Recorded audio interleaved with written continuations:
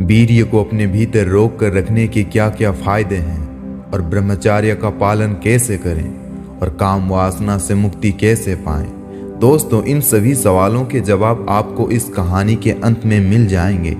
तो बिना समय को गवाए चलिए इस कहानी की शुरुआत करते हैं। दोस्तों, एक बार एक नौजवान लड़का एक महात्मा के पास आता है और उनसे कहता है कि महात्मा जी, मैं काम वासना से छुटकारा पाना चाहता हूँ और काम वासना ने मेरी जिंदगी बर्बाद कर दिया है। मेरे मन में हर समय काम वासना से जुड़े विचार चलते रहते हैं। मैं जितना ब्रह्मचर्य का पालन करना चाहता हूँ उतना ही ज्यादा काम वासना में लिप्त हो जाता हूँ। मैं अपने ही नजरों में छोटा होता जा रहा हूँ और मुझे खुद से ही घृणा होती है। मैं अब क्या करूँ? वो बौद्ध भिक्षु उस लड़के से पूछते हैं कि तुम ब्रह्मचर्य का पालन क्यों करना चाहते हो? फिर वो लड़का कहता है कि जो एक ब्रह्मचारी कर सकता है वो एक काम वासना में लिप्त हुआ इंसान कभी भी नहीं कर सकता।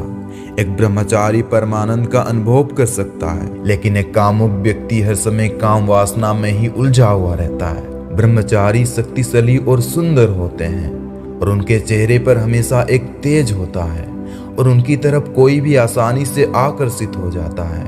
लेकिन एक काम वासना में डूबा हुआ इंसान कुरूप और कमजोर होता है और उसकी तरफ कोई भी आकर्षित नहीं होता है। उसके बाद वो बौद्ध भिक्षु उस लड़के से पूछते हैं कि बलवान शरीर और सुंदर रूप से तुम्हें क्या लाभ मिलेगा? क्या तुम लोगों को अपनी तरफ आकर्षित करना चाहते हो?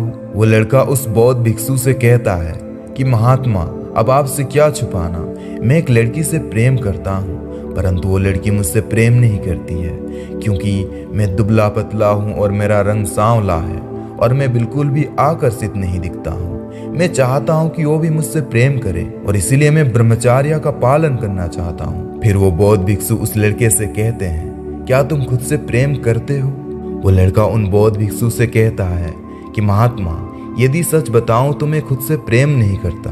फिर वो महात्मा कहते हैं कि जब तुम खुद से ही प्रेम नहीं करते हो तो तुम किसी दूसरे व्यक्ति से प्रेम की उम्मीद कैसे कर सकते हो? इसीलिए सबसे पहले तुम्हें खुद से प्रेम करना होगा। इस प्रकृति से तुम्हें जो कुछ भी मिला हुआ है उससे प्रेम के साथ स्वीकारना होगा। तुम जैसे भी हो अपने आप को स्वीकारो, तभी तुमसे कोई और व्यक्ति प्रेम कर सकेगा। और रही बात ब्रह्मचर्य का पालन करने की, तो ब्रह्मचर्य का पालन करना बहुत आसान है अगर तुम्हारा उद्देश्य ठीक है तो। अगर कोई व्यक्ति काम वासना के ही लिए काम वासना से ऊपर उठना चाहता है तो यह संभव नहीं है। अर्थात तुम अगर किसी लड़की के लिए ब्रह्मचर्य का पालन करना चाहते हो तो तुम कभी भी ब्रह्मचर्य का पालन नहीं कर पाओगे, क्योंकि मनुष्य जिसे प्रेम करता है उसकी जड़ में काम वासना ही छुपी हुई होती है। वो पुरुष ऊपर ऊपर से कह सकता है कि मैं तुम्हारी चिंता करता हूँ और मैं तुम्हें अपने शरीर का आधा हिस्सा मानता हूँ और मैं तुम्हें निस्वार्थ भाव से प्रेम करता हूँ। ठीक वैसे ही स्त्री ऊपर ऊपर से कह सकती है कि मैं तुम्हारी चिंता करती हूँ और मैं तुम्हें निस्वार्थ भाव से प्रेम करती हूँ, लेकिन दोनों के अंदर गहराई में मिलन की इच्छा छिपी हुई रहती है और इसमें कुछ बुरी बात नहीं है, क्योंकि ये पूरी तरह से प्राकृतिक है और प्रकृति ने ही मनुष्यों को ऐसा बनाया है। बुराई इसमें है कि मनुष्य बिना सोचे समझे इस प्रकृति का विरोध करने लगता है। एक भिक्षु ब्रह्मचर्य का पालन इसीलिए कर पाता है क्योंकि वो जीवन के सुख कहे जाने वाले सभी सुखों को भोग लेता है, जिसके कारण उसके अंदर वैराग्य पैदा होता है और वैराग्य ही व्यक्ति को ब्रह्मचर्य तक ले जाता है। लेकिन अगर कोई व्यक्ति अपने भीतर आकर्षण पैदा करने के लिए ब्रह्मचर्य का पालन करे तो वो कभी कभी वास्तविक ब्रह्मचर्य को नहीं समझ सकता।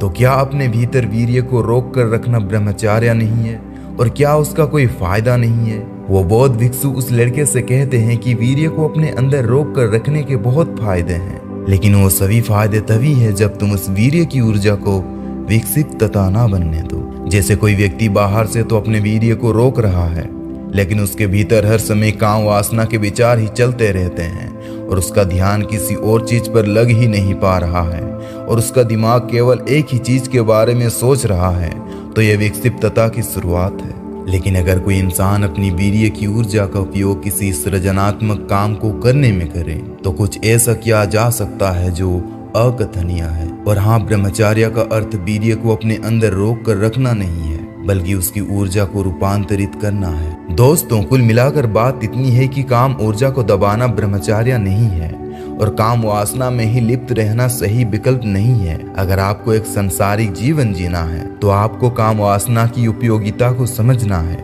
ना कि उससे नफरत करना चाहिए, क्योंकि काम वासना पूरी तरह से प्राकृतिक है। काम वासना के लिए काम वासना से ऊपर नहीं उठा जा सकता, यानी सिर्फ अपने भीतर आकर्षण पैदा करने के लिए वास्तविक ब्रह्मचर्य को नहीं समझा जा सकता है। संसारिक जीवन को जीते हुए अगर ब्रह्मचर्य को समझना है तो कुछ ऐसा करो जो सृजनात्मक हो।